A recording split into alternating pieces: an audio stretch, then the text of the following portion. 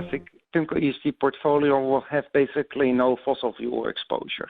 So we won't lend to the typical energy companies. I will have no coal exposure, no oil sands exposure. The most important exception is utilities that are moving away from coal into renewable energy. And we typically would then invest in those green bonds. And in those companies, we'll also engage with. So there are some large energy companies that unfortunately have not yet issued green bonds, but we are engaging with them that they're able to issue green bonds that will fit with their strategic goal to move into renewable energy. So that's the type of engagement that we do. Greenwashing is a very important topic, and there have been examples in the past where some of the green bonds that have been issued by companies were questionable. So hence, at PIMCO, not only do we assign an ESG rating to every single issuer, we also rate green bonds. So every single green bond, when it comes to the market,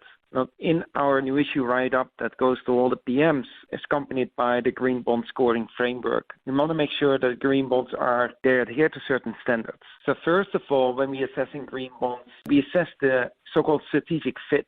In other words, do the green bonds objectives and the use of proceeds actually align with the ESG strategy of the company? Second of all, we also really need evidence of a significant positive outcome. So if, for example, a large U.S. utility has not issued a green bond for a long time, mainly because they haven't been going into renewable energy. It's a 50 to 100 billion company, and they're issuing a 300 million green bonds in the market where it's actually some of the proceeds actually go into natural gas. Well, that's an example of not such a good green bond. First of all, the use of proceeds is partly going into natural gas, and looking at the size of the proceeds and the size of the company, it's probably not making a significant impact. And if that issuer also has not come forward with a plan of moving into renewable energy in a very substantial way, that would raise some flags. And talking about flags, we really look at certain red flags or any controversies. So is the green bond, for example, misaligned with the green bond principles? Just because a green bond comes to the market, we may even like the issuer fundamentally from a pure credit perspective, but if the green bond is not structured well, if it doesn't have a good strategic fit with the company's policy, we won't buy it.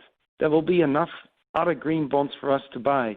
We set the bar high, and we pride ourselves for that.